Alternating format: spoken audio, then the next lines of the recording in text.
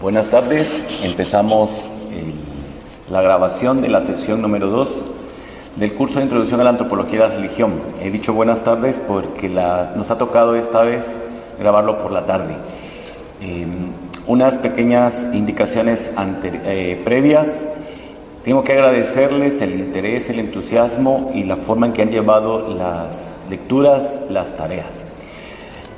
Ha habido cierta preocupación, no preocupación de la mala, sino como cierta inquietud, porque yo he estado subiendo algunos artículos relacionados con los temas. Estos artículos solo son para tener una información general, un complemento a lo que estamos estudiando. No va a ser evaluado, no tiene que hacer resumen, sino que es solo en esos fines didácticos, como lo dije en su oportunidad, que nos permitan tener como imágenes de las partes teóricas, que es la que yo he venido desarrollando con todas y todos ustedes en la sesión anterior y en esta sesión. Bien, esta sesión vamos a tener los siguientes temas: la categorización de la divinidad, la religión como teodicea y las teorías intelectualistas sobre la religión. Posteriormente daré unas conclusiones y aquí mismo les voy a dictar la tarea. Espero que hoy sí no duremos más de 20 minutos, aunque podemos llegar a 25. Bien, ahora sí nos vamos a complicar un poquito la vida, porque vamos a entrar a la parte de la categorización de la divinidad. Quiero recordarles que habíamos quedado en las clases anteriores, o en la clase anterior, porque solo llevamos una, que no vamos a manejar la categoría Dios por su origen latino y porque es como muy circunscrito a una práctica religiosa. Vamos a utilizar la categoría divinidad porque esta comprende todas, y en el libro que ustedes están leyendo ahora se podrán dar cuenta con mayor profundidad de la explicación del porqué de este uso en el tratamiento del tema desde la antropología y la religión. Bien, como lo hemos visto la semana pasada, por tanto, la teogonía es el término, la categoría que sirve para definir el origen de las divinidades. Lo recalco porque también hubo alguna inquietud para que pudiera profundizar en el mismo. Es eso, cómo se va construyendo la idea de la divinidad por parte de los seres humanos. Más adelante explicaré el por qué se va a producir esto. Y como lo explicaba la semana pasada, estas teogonías se van a remontar a la filosofía griega, porque son los pensadores griegos los primeros que se dedicaron en su momento a explicar el inicio de sus dioses de una forma racional entre comillas. Es decir, se salieron de los cánones de la mitología propiamente dicho, sino para profundizar racionalmente el por qué era necesario que esté presente una divinidad para poderse explicar la creación. Porque el punto de partida siempre es por qué fueron creadas las cosas. Y una vez determinado esto, se debe de explicar por qué la divinidad creó. Entonces aquí entra la parte racional, porque ahí viene otra discusión muy interesante en cuanto a que podría no haberlo hecho. Entonces a eso se refiere precisamente esa racionalidad que vamos a encontrar en los griegos al abordar el tema de la religión. De tal cuenta existe una obra de la época escrita por Hesiodo, que en forma poética, que era una de las maneras también tenían los griegos de transmitir sus ideas, describe la aparición de los dioses griegos, que ya son conocidos por todos nosotros. Una de las características de los dioses griegos es su semejanza con los seres humanos. Nos llama la atención, estoy seguro, cuando hemos tenido contacto con literatura sobre el periodo griego, sobre toda la parte mitológica, o por ejemplo cuando leemos los dos clásicos que desgraciadamente ahora ya nos está recomendando la juventud leer, que son la Ilíada y la Odisea de Homero. ¿Cómo interactúan los dioses con los seres humanos? ¿Cómo su voluntad también es caprichosa como la de los seres humanos? ¿Cómo tienen intereses? ¿Cómo tienen proyectos? ¿Cómo en ellos vamos a encontrar odio, envidia, ira, lujuria? Digamos, todos estos elementos propios también del ser humano, que en la actualidad los denominamos vicios, y desde la perspectiva de la doctrina católica se les denominan pecados capitales. Es decir, son humanos, solo que con poderes divinos. Es decir, pueden hacer lo que la voluntad les dicta. Una voluntad, insisto, caprichosa. Este principio de la humanización de las divinidades pasó a Roma, pero en el caso romano la divinización no abarcó al emperador en sus inicios, sino que a la ciudad en general. Lo que va a ser divino es Roma, el poder de Roma. El poder de Roma que está concentrado en dos entidades, el Senado y el pueblo romano. Por eso es que estaba prohibido entrar con un ejército a los términos de Roma. Esos términos de Roma empezaban, primero solo correspondían a las 7 colinas, luego se va a extender a la región del Lacio y posteriormente, cuando ya se haya dominado la península, el límite que va a marcar donde inicia este concepto de la divinidad de Roma es el río Rubicón. Lo dejamos ahí, más adelante nos va a servir este dato. Y recalco esto de Roma porque, a pesar que tuvieron mucha influencia oriental, no vamos a encontrar en los periodos de la República, por supuesto que no, ni tampoco en los inicios del periodo del Imperio, ese concepto de la divinización. Bien, lo que se desea resaltar, o quiero resaltar, es el origen del término teogonía, que va a estar íntimamente relacionado con el de cosmogonía. La cosmogonía es la explicación del origen, de la vida y del universo. En pocas palabras, es la forma de interpretar y dar a conocer cómo se produjo la creación de todo lo existente. Es la respuesta a la eterna pregunta del porqué de las cosas. Esa es la cosmogonía. Sé que en la actualidad este concepto pues está muy imbuido, digamos, por corrientes modernas y posmodernas, de pensar que cosmogonía es esas comuniones con el cosmos en plan así como hierático y místico. No, la cosmogonía es lo que les acabo de decir.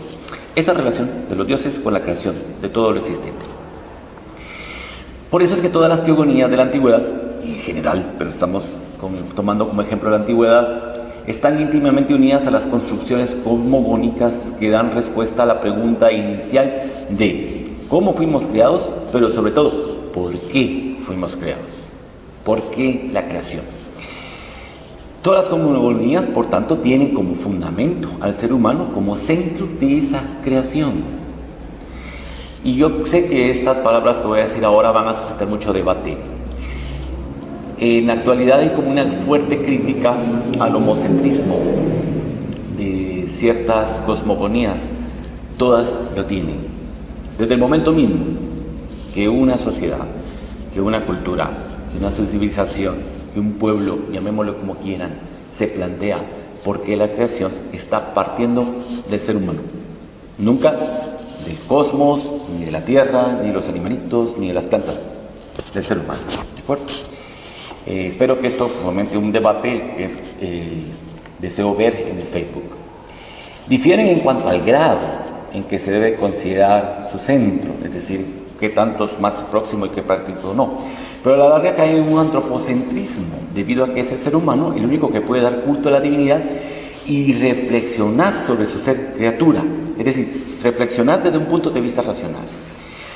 Voy a ir más rápido. Ejemplo de esta postura ante la respuesta a la realidad del origen se encuentran en todos los libros sagrados, sobre todo los que podemos considerar el fundamento de esta construcción teogónica y cosmogónica.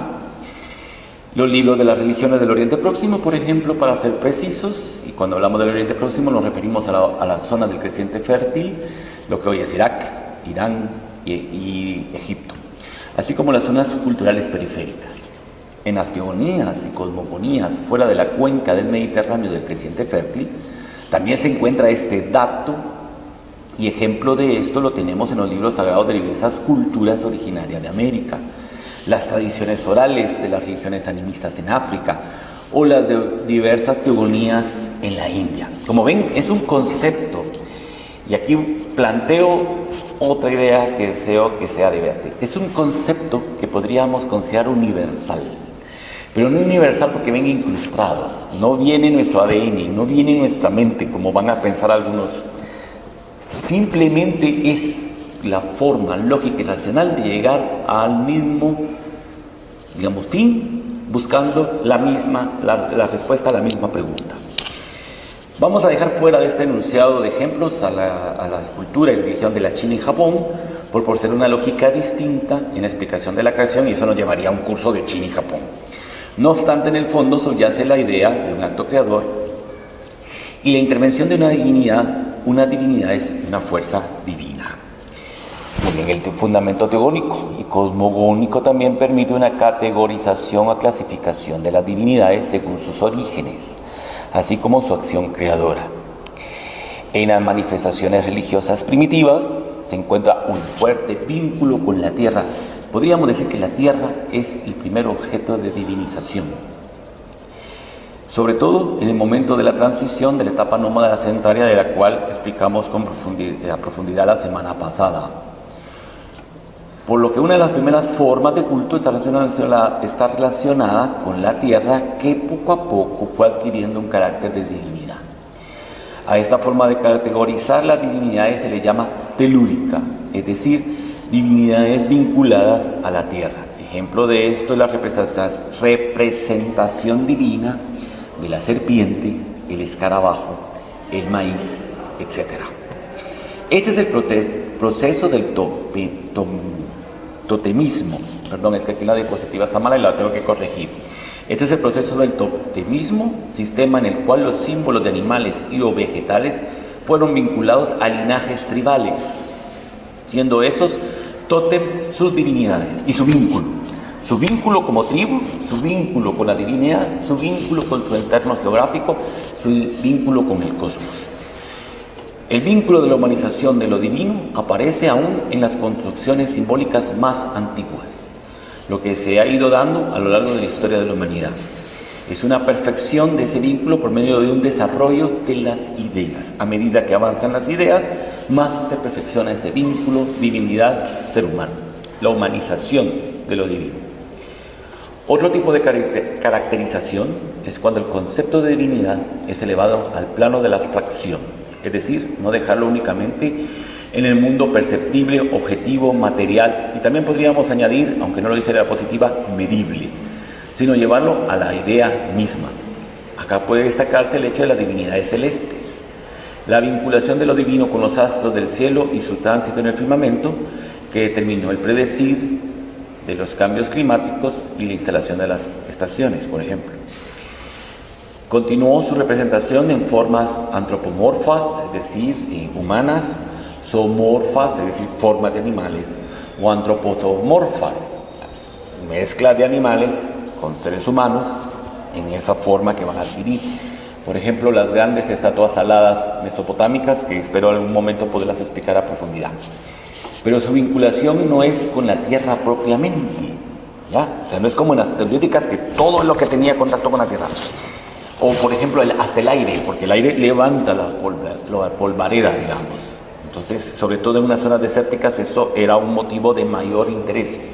Sino que aquí ya estamos hablando del cosmos, el espacio, lo que no se conoce, porque no se sabe qué son esos astros que brillan, pero se aprecian por las noches, se aprecian por el día.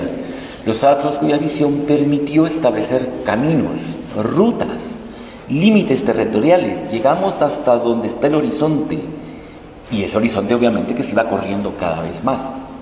Y de acción, vamos a actuar dentro del espacio día. Una vez se llega a las 6 de la tarde, se acaba la acción, se cambia a otra forma. Comportamientos determinados, personales, que van a estar influenciados por el mapa celeste, lo que posteriormente vamos a conocer como el horóscopo, por poner un ejemplo.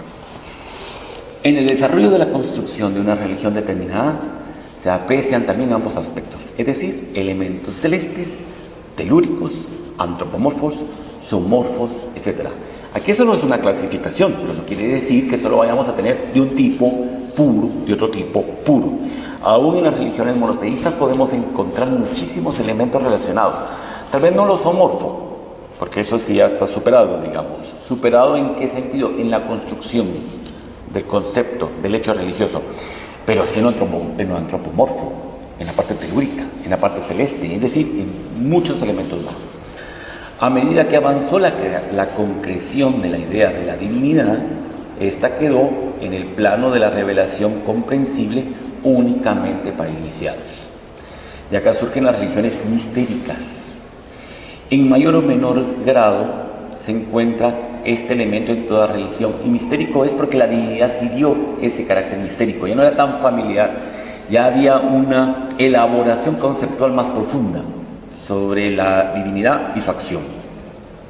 Y también porque había la necesidad de una separación tajante entre lo humano y lo divino. Y eso sucedió en cuanto se convirtió en un instrumento de cohesión y control social. Va a ir paralelo. No es que un día hayan amanecido de malas y dijeran, bueno, hoy va a ser esto misterioso porque los tenemos que controlar. No, van a ir armonizándose, por decirlo de una manera, desarrollándose, coexistiendo y cohesionándose mutuamente. El sedentarismo permitió la elaboración de los códigos y normas derivadas de esta situación mistérica del mensaje divino, y estos van a ser reunidos después de pasar una gran tradición oral en formas de libros o en formas gráficas en los dinteles de los templos y en las paredes, y sobre todo y primeramente en la tradición oral. La religión del Oriente Próximo vio el nacimiento de la idea de una divinidad única.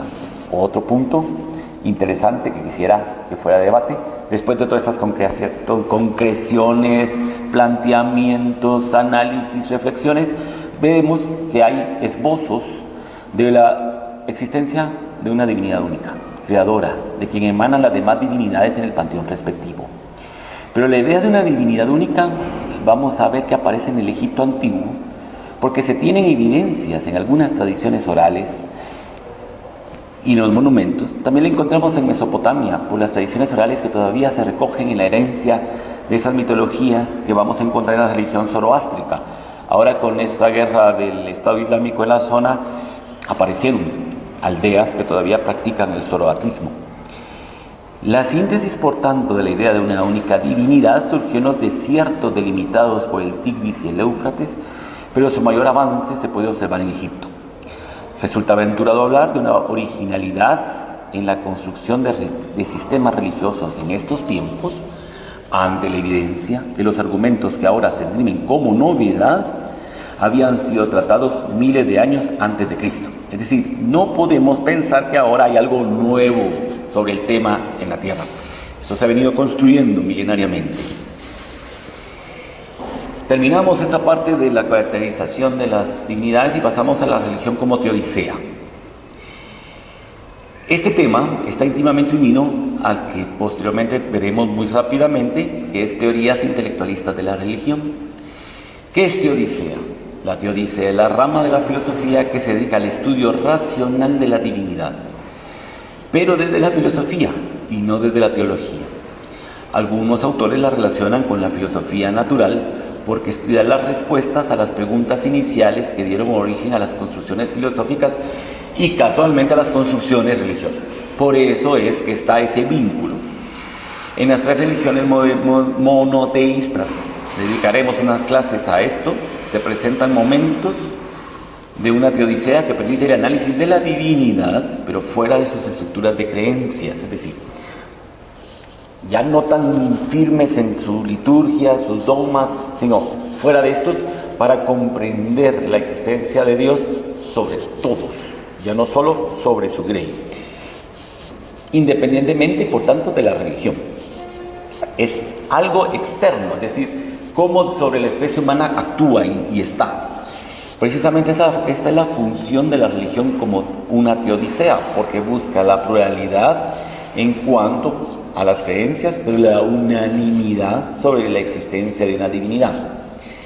De hecho, el atribuir la existencia a la divinidad es una analogía, o sea, solo nos sirve de idea dentro del concepto de la teodicea, para explicar que la divinidad es en sí misma, es decir, no dependió de otro, como nosotros. Continuamos con la religión como teodicea, y aunque la teodicea moderna arranca con Leibniz, se encuentran fundamentos de la misma en los trabajos y la postura de San Agustín, o sea, Agustín de Hipona, cuyo intento de explicar la fe cristiana en un mundo romano y de pensamiento helenístico lo lleva a utilizar los mismos códigos de pensamiento vigente de la época.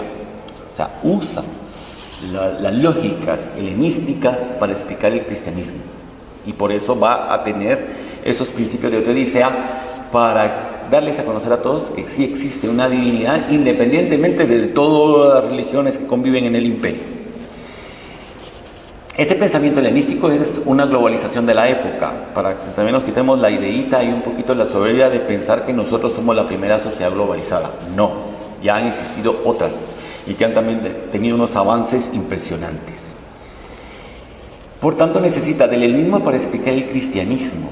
Y este proceso de conversión de los códigos judíos presentes en el mensaje de Jesús a los propios del mundo romano había sido iniciado, por ejemplo, por San Justino, considerado el primer filósofo cristiano. Es decir, intentaron vaciar los contenidos judíos que eran demasiado estáticos, porque la religión judía es una religión étnica nacional, es decir, que solo es para los nacidos judíos, no es proselitista. Ahora, yo sé que en la actualidad hay muchísimas sectas que se dicen judías y son proselitistas. Aquí ya estamos hablando de otra cosa. Aquí estamos con el judaísmo de los primeros siglos del cristianismo.